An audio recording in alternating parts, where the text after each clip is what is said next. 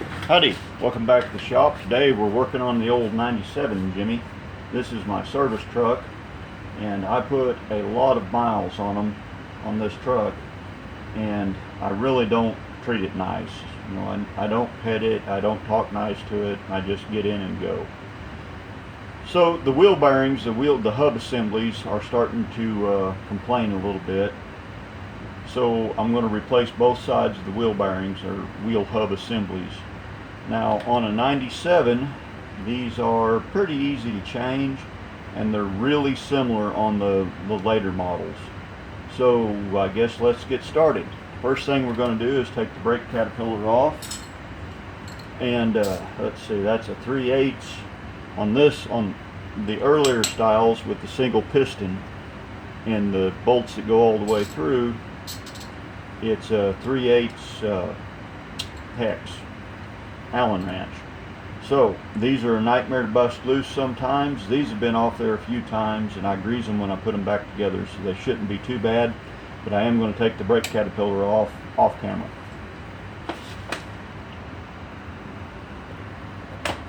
Okay, so the brake caterpillars are out of the way, and I'm using, you don't want to just kind of leave them dangling by the hose. That's not a good idea. So I'm using a genuine snap-on piece of string here. You can get this off the tool truck for $93.95, but you can do that over payments, you know, for 23 years. So the brake rotor actually looks pretty good. It's not chewed up. It's got some rings in it, but nothing that'll catch your thumbnail. So we're going to leave that be. I'm not even going to bother to turn them. There's plenty of meat on the pads, so we're just going to leave it be. Okay, now there's 3 bolts that hold this hub assembly on there. They take an 18mm wrench, and they are tighter than tight. You can halfway get to them with an end wrench, and then grunt and groan and whack with a hammer, and so on and so forth. But I'm going to do that. You guys don't need to hear me swear. So I'm going to do all that off camera, and as I do this, or actually before we get started, I should note that I have the axle nut loose, and I reared back with the heel of my boot and kicked that and knocked the spline loose. Now some of these take a little bit of gentle persuasion with a wood-headed hammer, or a leather-headed hammer or something to knock that spline loose. But you do want to have this spline loose to where you can shove back on the half axle, and I usually jam my wrench up in there, and that'll give you just enough room once you get those broke loose to use a 3/8 shallow socket and a wobble knocker. Now make sure that you use a air tool rated wobble knocker socket, but you can get those out of there with a wobble knocker if that's shoved back and you've got something behind it. But this little rascal ain't got enough poop in its pants to break them loose, so I got to do that with a wrench.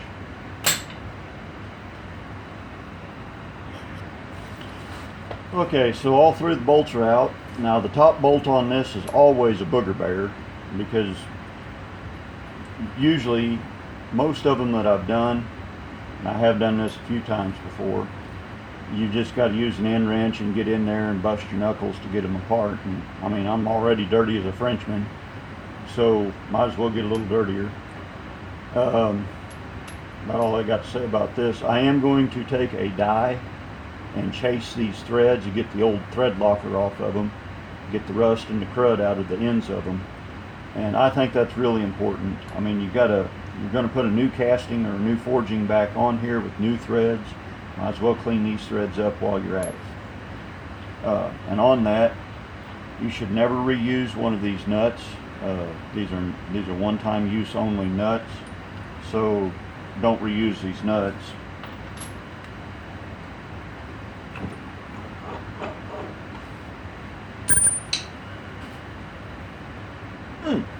Backer plate stuff.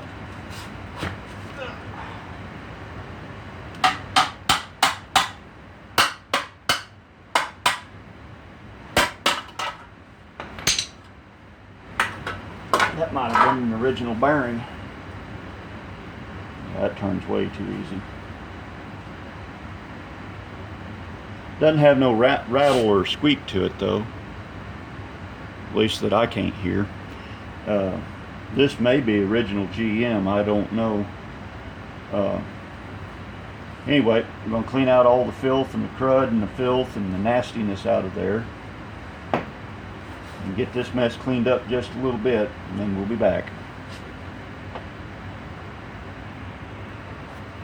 I guess while I'm cleaning this, it'd be alright to talk about what my symptoms were and how I came to think that it was the wheel bearings or hub assemblies.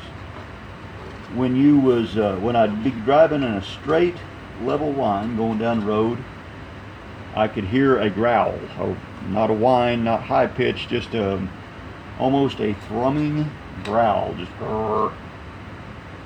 So that growl would diminish at highway speeds when I would top a hill, and we have hills here. I'm in the Ozarks, and we have hills, real hills, not Iowa hills. We have hills. So when I would top a hill and break down the other side, you go up and then back down, and your tummy goes bloop, then the growling would diminish. And on a long left-hand turn, the growling would diminish as well. A little bit, but not so much on a right-hand turn. Mostly on a left-hand turn, the growl would kind of let up a little bit. So that's pointing towards a bearing, specifically a front-end bearing. Rear-end bearings, usually when they go, you know it. You'll have a howl that never really lets up on a rear-end bearing. It's on a Chevrolet, the way that these rear ends are on these Blazers and Jimmys and Chevrolet-like trucks. They've got a little bit different bearing setup than a Ford or Dodge. So anyway, that's what leads me to believe that I have a bearing and hub problem. That, and I put nearly 100,000 miles on this rig, and I've never changed these bearings out or hubs out. So that's good enough. And these are not cheap. These assemblies from Slow Riley's was right at $100 a side. That's not very cheap, and they don't have that great of a warranty. But I have to trust my life to this, and I really didn't want Rock Auto cheapies on something that I really have to trust. Not that Rock Auto got inferior parts, it's just I know where these came from. And they were made in America's heartland, Red China. So there we go. That's about as clean as that's ever going to get. Now on your vehicle speed sensor, your wheel speed sensor, you will always have a little bit of filth and corruption on that. I don't know what that was, a chunk of rust or something.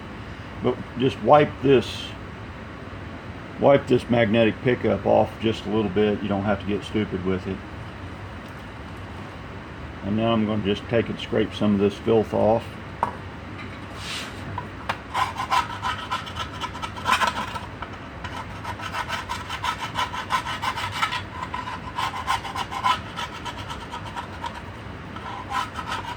And like I said, this side may very well have been the factory original. Doesn't look like that speed sensor's ever been changed. Still got that factory clip on it.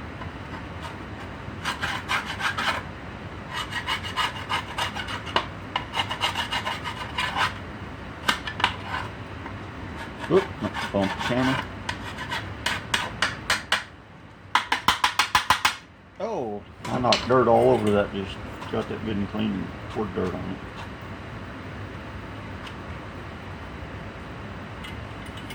Okay, now when I put all this back together, if I don't say it or don't show it, I will put a little bit of grease probably just on the inside of this, on them splines, as all this goes back together. And I'm going to Loctite the Thunder out of those 3 bolts as I'm putting it back together. So I'm going to shut the camera off, get things lined up, and then start putting her back together. Alright, so we got that all on there and tightened up, and like I said earlier, you never should reuse this nut. And when you're not reusing this nut, don't take your hammer and put a little ring ding dong on there so that it locks back down good.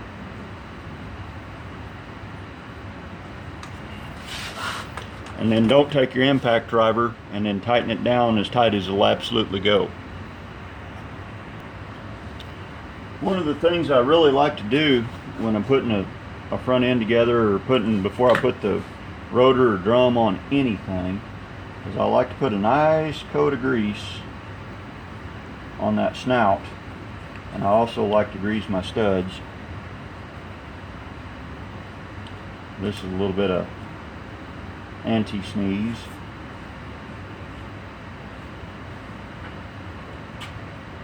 And this just kind of makes it easier on the next guy, because that's probably going to be me.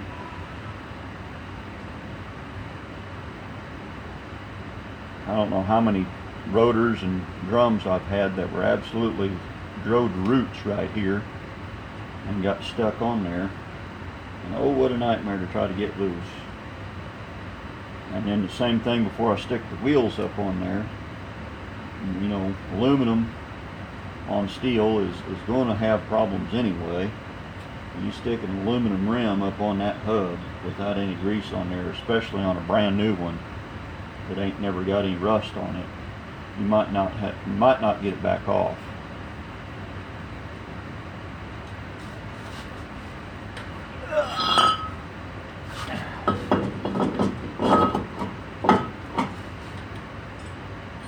Okay, I've got my Caterpillar bolts. Now I do grease them as well out here on the threads. There's no real good reason to grease up here. Maybe here on the end a little bit, but out here in the middle, that's just out in the brush anyway, so there's no reason to really grease it. But I do like to grease the threads, and I wire brush these.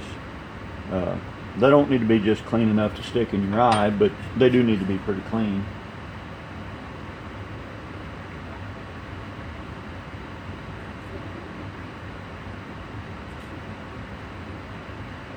Okay, I'm going to stick the brake caliper back on this thing off camera because I've got to be right here to do it.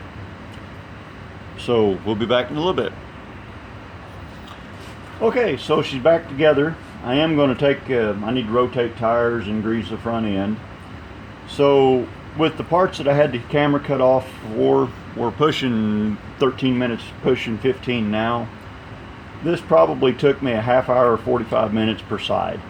And that counts chasing threads, chasing down parts, beating the boy for losing parts and dropping things.